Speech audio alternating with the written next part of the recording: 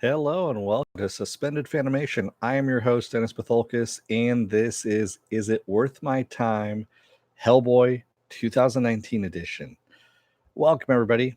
So this little segment here that I usually do is that I've been doing lately, I should say, is I get asked all the time by various people, hey, is X amount, is this TV show worth my time? Is this movie worth my time?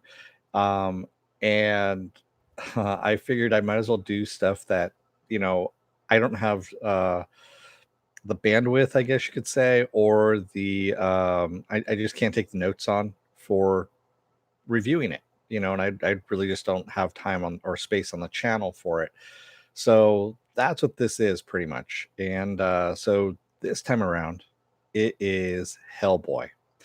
I'm a big fan of Hellboy. As you can tell, there's a little Hellboy right there. And you can see there's a Johann right there from the Guillermo del Toro version of Hellboy that's there. So, yeah, I'll get into it in just a minute. There's going to be spoilers free. So, if you haven't seen the movie, don't worry about it. I'm not going to spoil the movie. I'm not going to give away endings or any plot points or anything like that. I am going to get some business out of the way, though, first. If you like what you see, hit the like button. Also hit the subscribe button. You can hit the dislike button. I just ask you down below in the comment section. Tell me what it is you don't like. Give me some constructive criticism.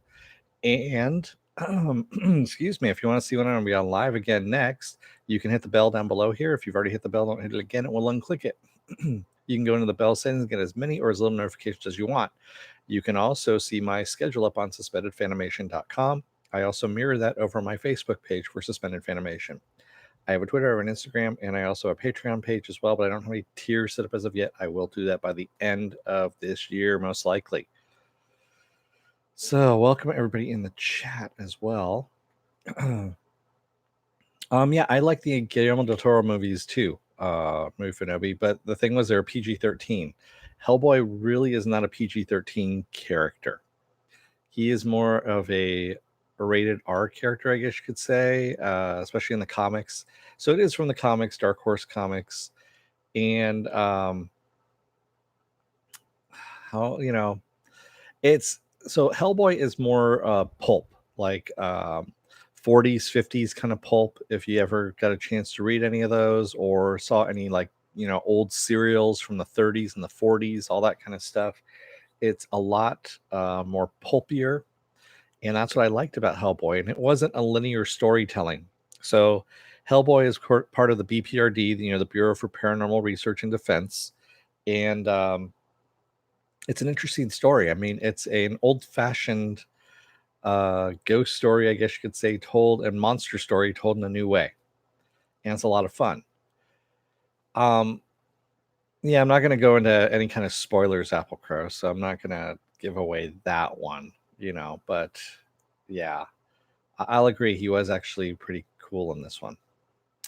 So, how does this version differ from Guillermo del Toro's?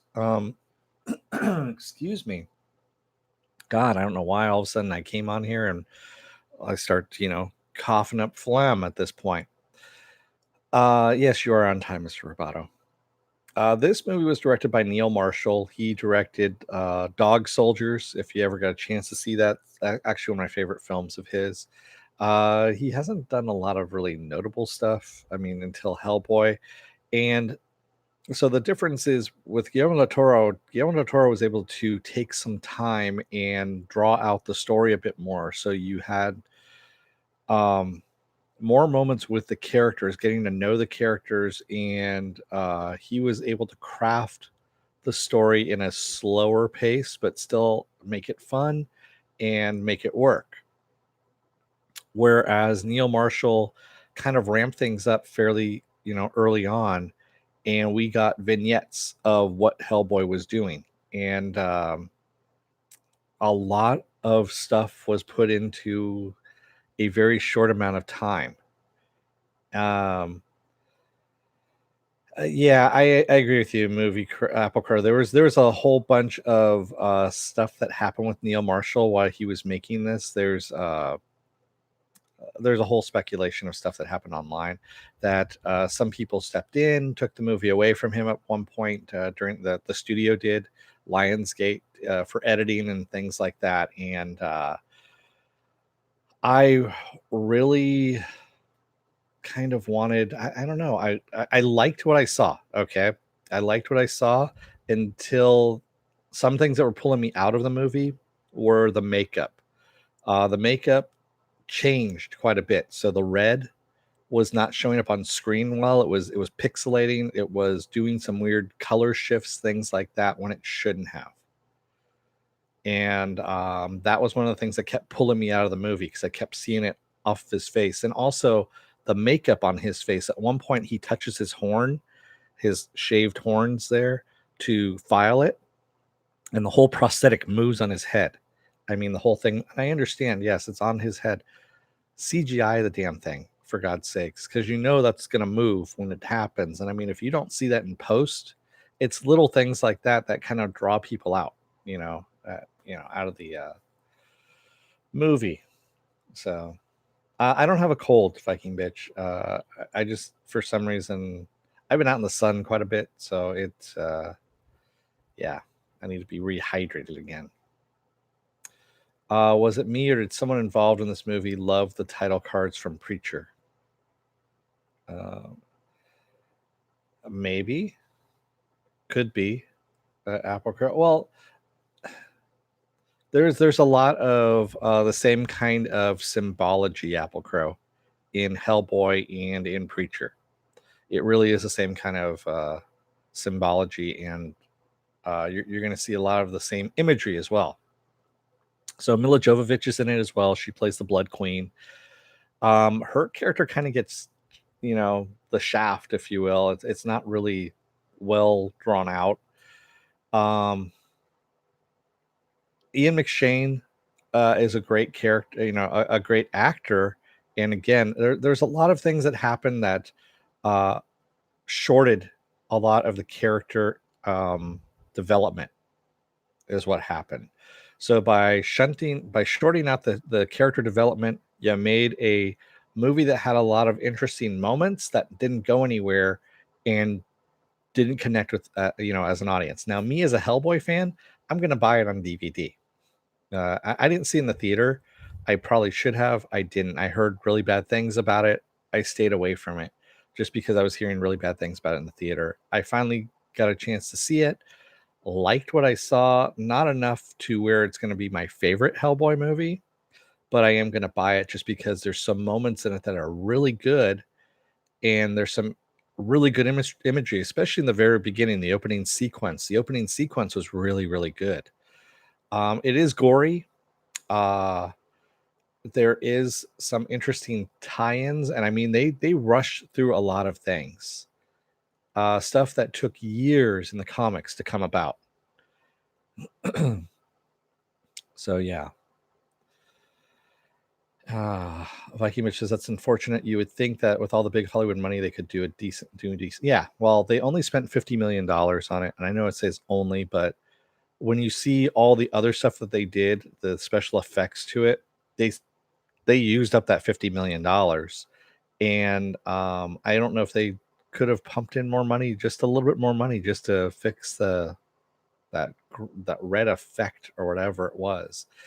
And for some reason, David Harbour himself, his voice wasn't as effective as Ron Perlman. Now, Ron Perlman's got a different pitch, a different tone and voice. He's got a deeper voice, whereas David Harbour has more of a higher pitched voice. It's not as deep.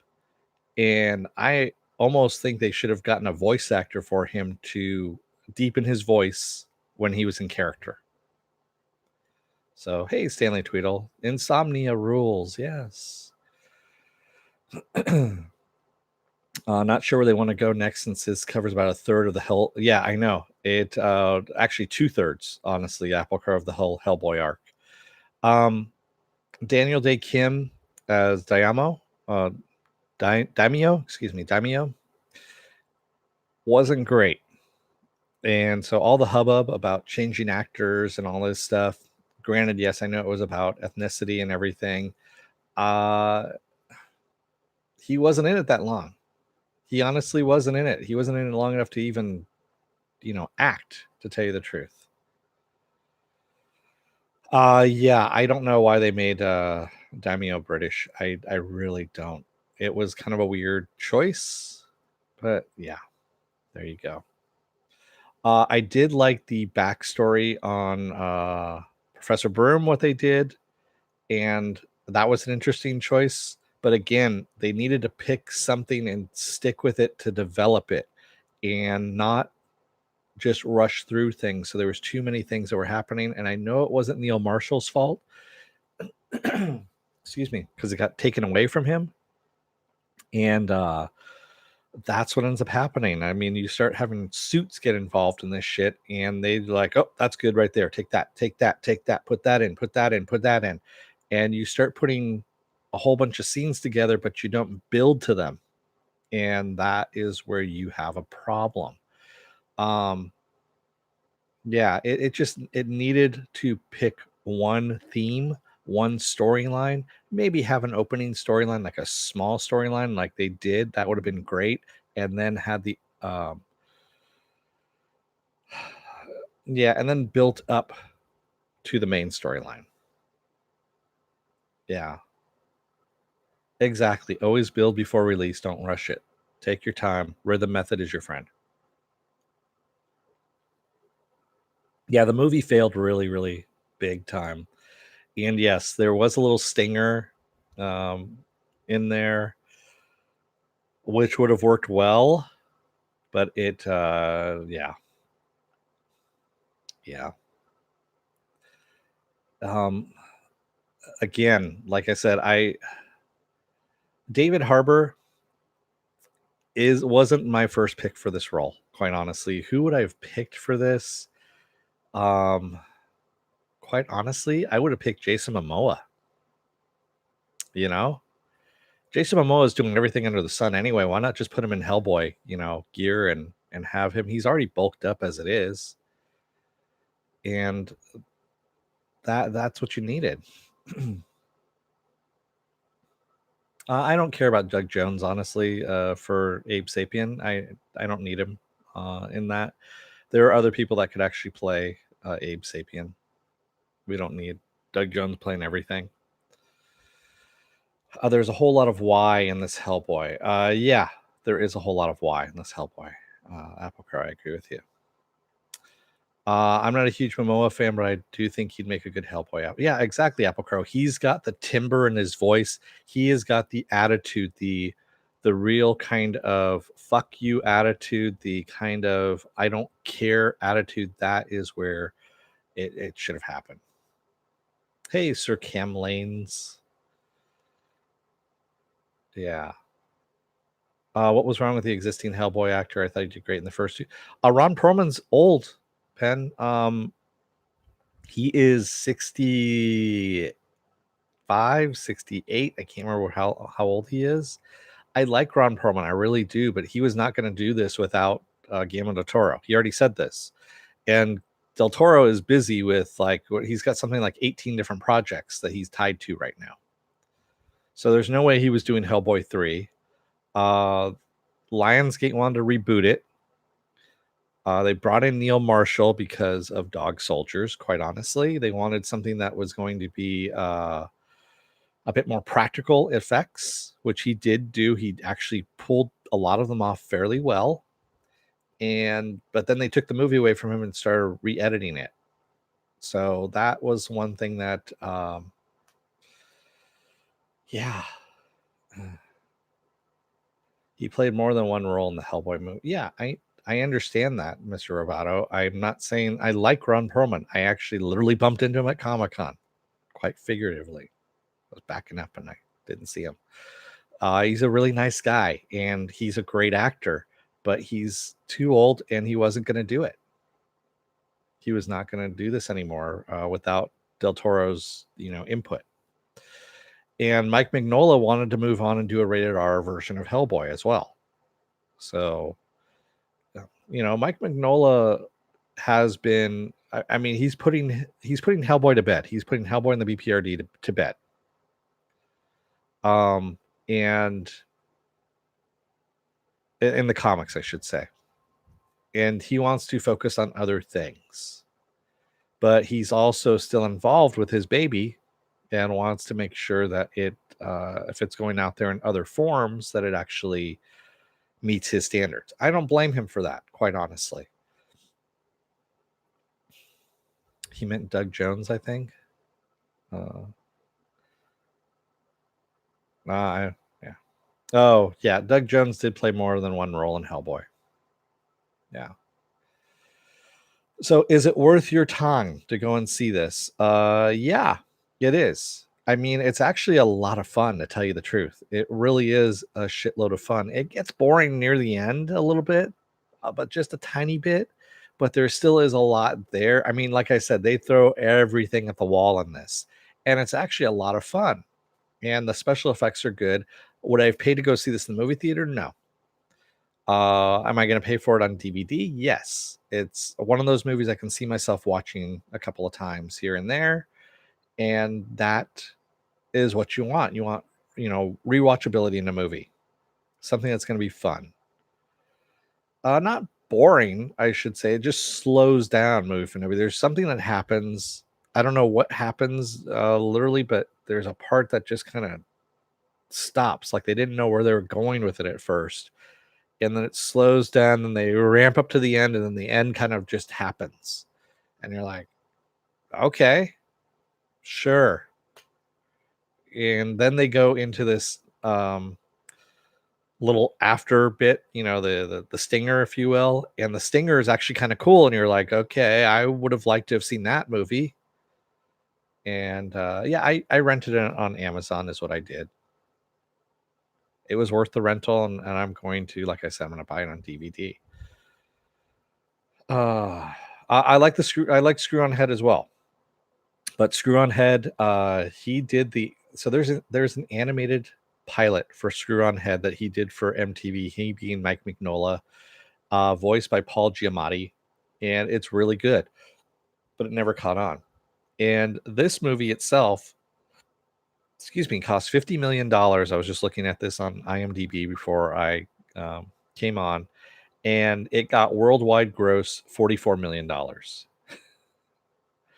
So if you know anything about advertising and stuff like that, so if you have a $50 million movie budget, you double it for the advertising and everything. So it's $100 million. So it needs to make at least, $125 million to be profitable. It didn't come anywhere near that. And because of that, it's dead. Yeah, Apple Crow, I'd like to see a more serious animated Hellboy as well. If I'm buying anyway, why did I rent movie for movie? Because I got tired of waiting for it to come out on HBO or Cinemax or Showtime or whatever it was, and I wanted to see it. There was I was in the mood for Hellboy, and I saw that it was online, and I rented it because I wasn't sure if I wanted to buy it or not. So usually I buy movies only if I've seen them. I will not buy movies unseen unless it's really stupid cheap.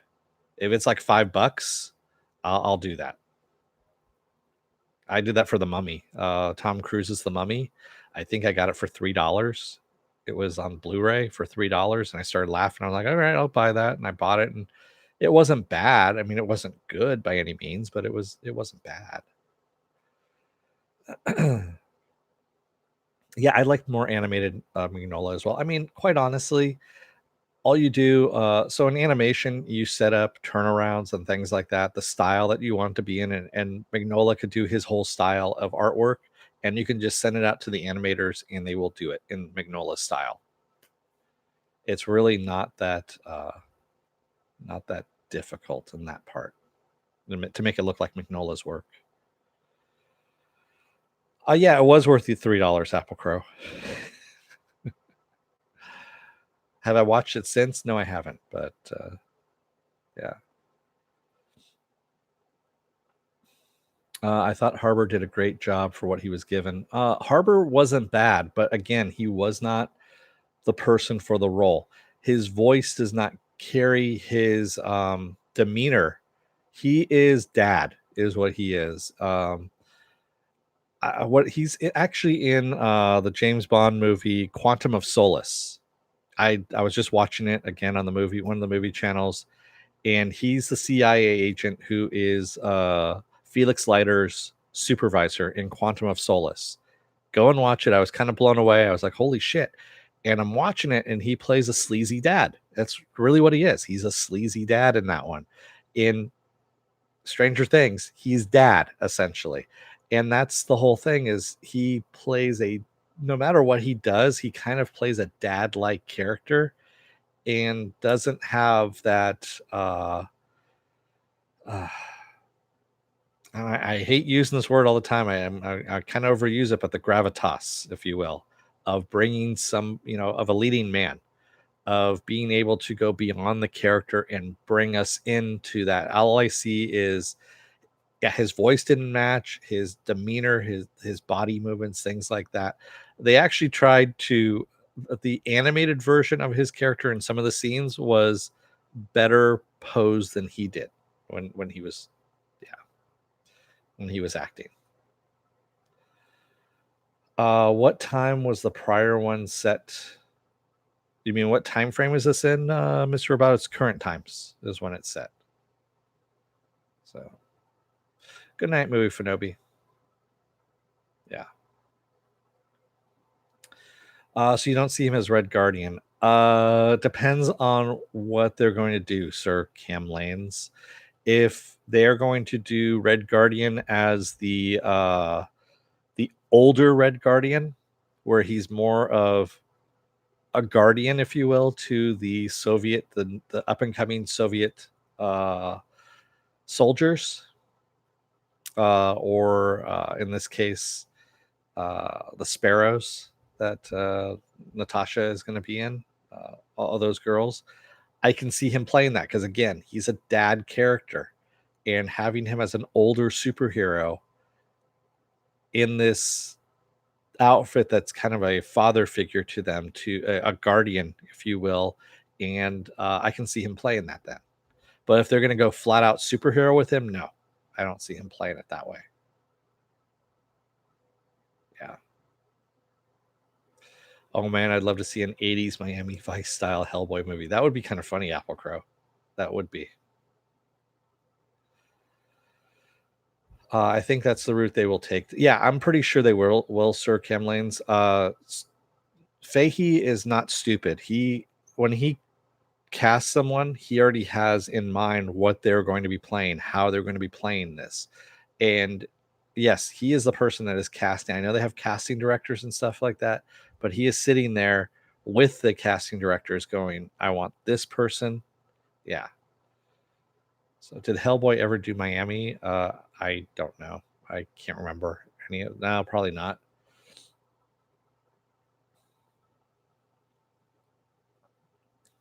That's the one thing I liked about the BPRD books, though, is they actually are not linear. They will jump around in time. So you have like BPRD 1952. So you get like an earlier version of Hellboy where he's a little more green as a BPRD agent, things like that. Then you go 1965 or something like that, and then you'll do a modern day take on him and things like that. And that's actually what was kind of cool about the book. And the thing was, it never had so there isn't a continuous run of BPRD either. They're actually small little self-contained stories. So they do runs of them. So they'll do like 3 or 4 issues, or in some case 2 issues, like the Luchador one, which was really great. Yeah, exactly, Apple Crow. That really should have what happened. Yeah, Harbor should have played Professor Broom and let McShane be Hellboy. I agree. Yeah. So red is actually a very hard color to film with, especially when you're doing, film, and you need to do a lot of testing, a lot of film testing. Otherwise, it ends up coming out wrong. Green is the same thing. Green, you have some.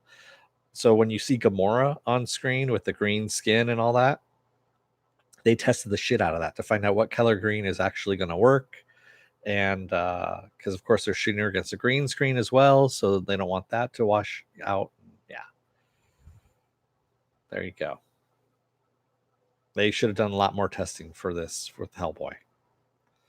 Or someone should have just asked Del Toro what the hell he did, because that actually came out perfect. Green, the red skin color, you could actually see pores in Perlman's skin with the red, the way they did it. That's how good it is. And it doesn't wash out, it doesn't pixelate, it doesn't do some weird shit on the screen.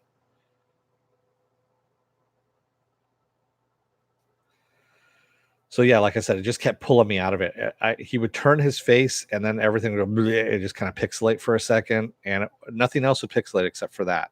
So yeah, I agree with you, Mr. Roboto. There was a lot of darkness in that movie. Yes, there wasn't a lot of sunlight, I should say. Yeah. But yeah, you definitely need to, if you're going to be doing extreme colors like that, especially in your main characters, you need to do some testing first, some film testing and color testing. I think there's also a mistake to make it more demonic looking. Perlman's face made it easier to emote. I don't think it was so much the demonic. He wasn't that demonic looking, quite honestly. They did a lot of similar stuff to Perlman's. The thing was, his forehead prosthetic was too far down, and so it was running into his eyebrows a lot, and it would you could actually see it droop, and it droops into his eyes every now and then, and that was what was making it too weird. I think the stumps that they were using were actually too heavy, instead of, using something a lot lighter. They were probably made out of not latex. They were probably made out of God, now I'm blanking on it. It's the stuff that's a bit fleshier, and it's heavier too. Yeah. Plus, since he grins, his horns on horns got in the way. Yeah, his horns got in the way. Is that what you're saying? Yes. Yeah, I mean, and again, that part I would say falls on Neil Marshall. It might have been budgetary. I don't know, but that part does fall on him. But the rest of it, the editing and stuff, falls directly on the studio, because they just took it away from him and did some weird shit. But there we go. So what do I have in store for you the rest of this week? I'm off tomorrow, of course, and then on Thursday I come back for another version of Is It Worth My Time? And this time I'm going to take on the Stars Channel's series called The Rook. If you guys have not seen The Rook, you're not really missing that much, but I'm going to talk about that a little bit. Is it worth my time? On Friday, I'm going to talk about Titan Season 2, Episode 3. Hopefully we get some more dick jokes out of this, because they were kind of lacking on dick jokes, but they made up for it in stories. Yeah, we did get some stories off of that one, which I liked. They did some good storytelling in the second episode. Hopefully they continue in the third one. On Saturday, I'm going to be doing Saturday Morning Blast Off, where I take the genre news of the week and any other genre stuff that you guys want to talk about. We'll talk about that.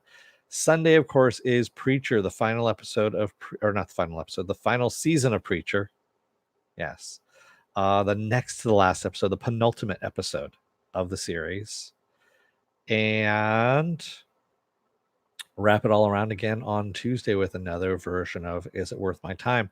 I don't know what I'm doing next week on that one, so I'll think of something. Yeah. I thought Stars was a no-no, Stanley. So doing full coverage of a Stars series, yes, is a no-no. If I can do a one-off like this, Is It Worth My Time? I'm okay with it. So I'm essentially getting it for free, and getting the channel for free, I should say. Getting it for free, yeah. And where's Movie for Noe when I need him on that one? And so it was on, and I watched it, so sue me on that. I wanted to see what it was about, and it started pissing me off, and then I thought maybe it's going to get better, and it didn't in some part. Yeah, well, anyway, I'll talk about it on Thursday. Yeah. Wait, VB, did you go up on Outlander? Dennis's preacher ending question. Will Jesse try to use the word on God? Don't know, Mr. Roboto. We'll see. Because that was the whole plan all along, was he was supposed to use the voice on God, and don't know if that's going to happen. Yeah, really, Viking bitch, it really is a burden. So there's a joke in there someplace, but I'm not going to say it. Yeah, we'll see what happens. I mean, Mr. Roboto, they're probably going to fuck up the ending. They already have really kind of messed up this whole season, so we'll see what happens. Yeah. Yeah, I know, Viking bitch. Did you guys give up on Preacher? I mean, we only got 2 episodes left. You might as well just watch the final 2 episodes and be disappointed with the rest of us. I got people pissed off at me on the, on my videos because, yeah, I hope the Saint kills God as well, because it needs to happen. He's kind of an asshole. Not kind of, he is. Good night, Mr. Roboto. Yeah, I wasn't a fan of the last episode. It wasn't, yeah. I want to like it, but there's just not anything there really to like. Yeah. It's kind of funny. Preacher's my most watched thing right now. It really is. My most watched program, I guess you could say.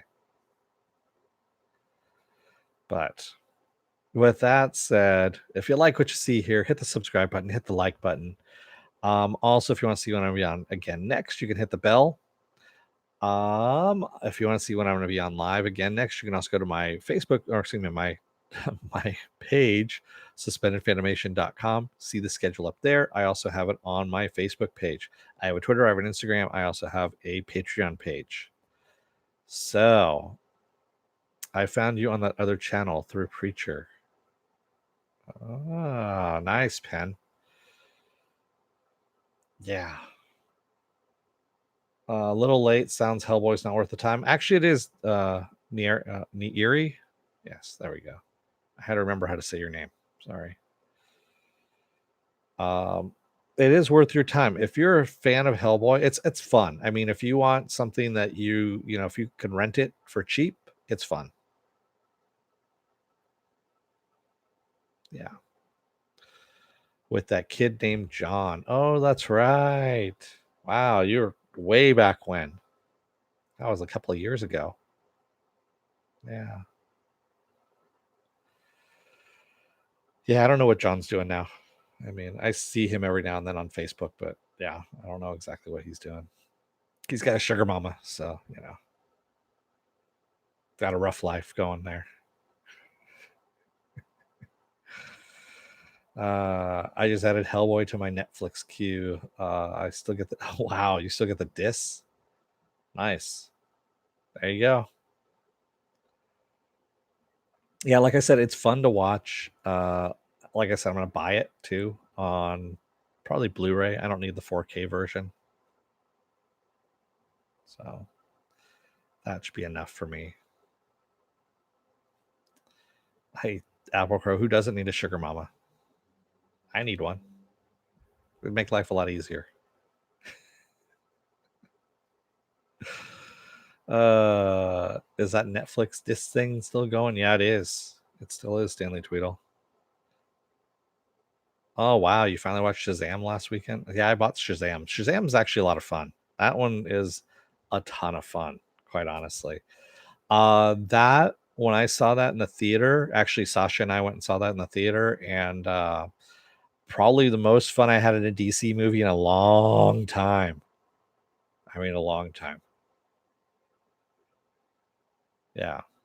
Even though I could see where stuff was coming and all that stuff, they still had enough in there that they threw some stuff in there that was cool. Yeah. You watch John Wick 3? Oh, that's right. I forgot to buy that. That just came out as well. That one I need to buy as well. Maybe that'll be tomorrow. I don't know. Yeah. All right, everybody. I'll let you guys go.